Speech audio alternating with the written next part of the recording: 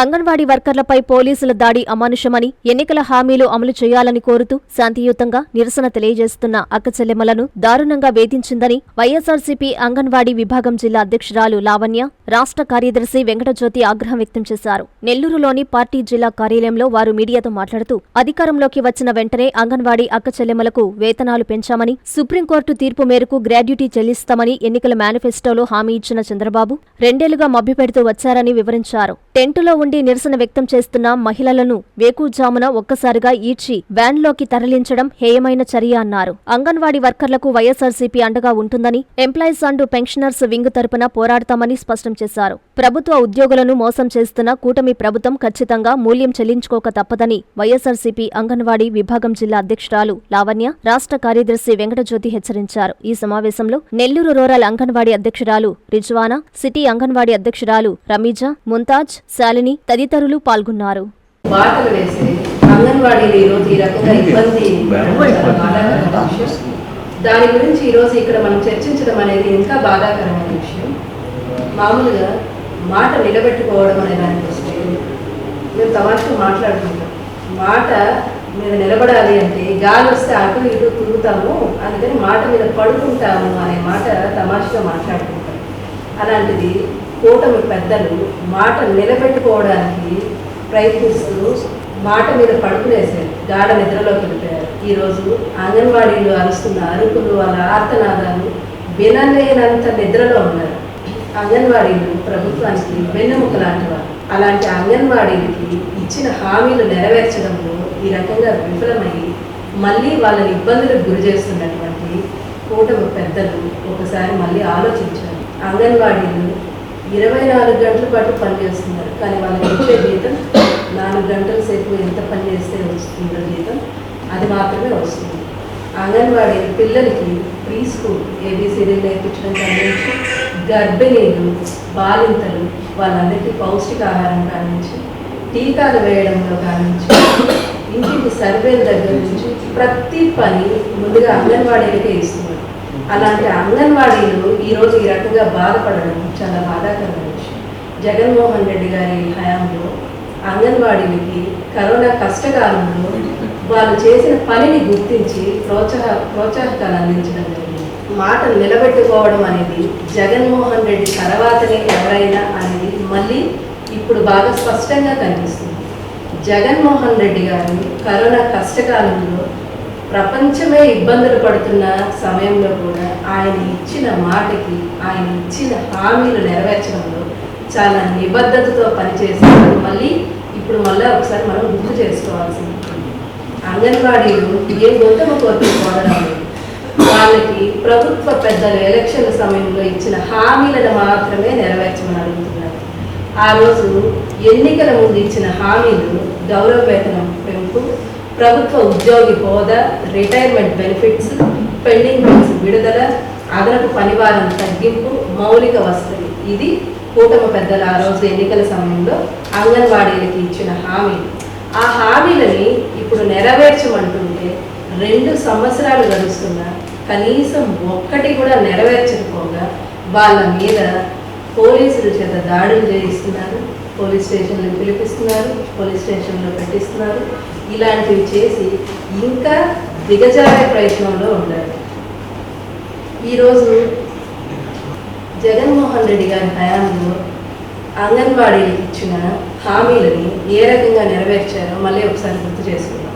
జీతాల పెంపు, జీతాలు విడతల వారీగా జగన్మోహన్ రెడ్డి హయాంలో పెంచడం జరిగింది. సేవలో మరణిస్తే కుటుంబానికి భరోసా ఇచ్చారు. అంగన్వాడీ కేంద్రాల అభివృద్ధి, కొన్ని కేంద్రాలు అభివృద్ధి జరిగినాయి, అవి కొనసాగే పరిస్థితిలో ప్రభుత్వం మారడము, ఇప్పుడు ఆ అభివృద్ధి ఆగిపోవడము జరిగింది. ఇలాంటివి జగన్మోహన్ రెడ్డి గారు ఎప్పుడు అంగన్వాడీలకు అండగా ఉంటున్నారు.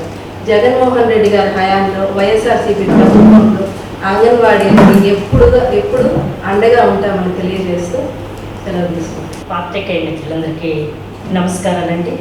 ఈరోజు ఈ రాష్ట్రంలో జరుగుతున్నటువంటి అరాచక పాలనకి నిదర్శనం.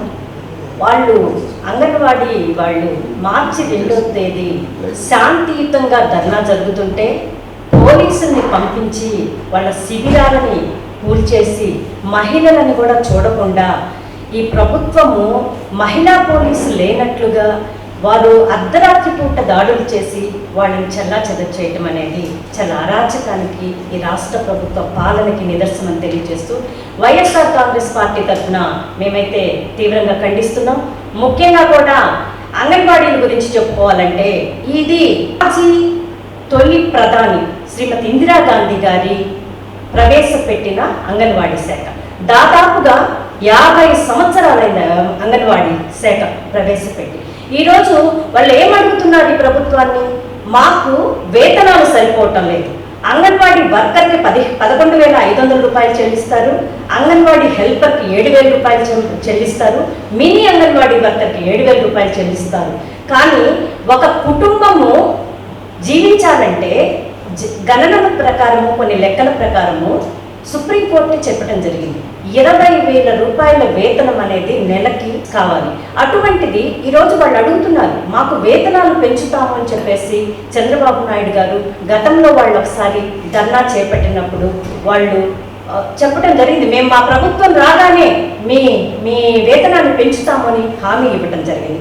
కానీ దాదాపుగా 2 సంవత్సరాల పరిపాలన జరిగితే అంగన్వాడీని విస్మరించారు.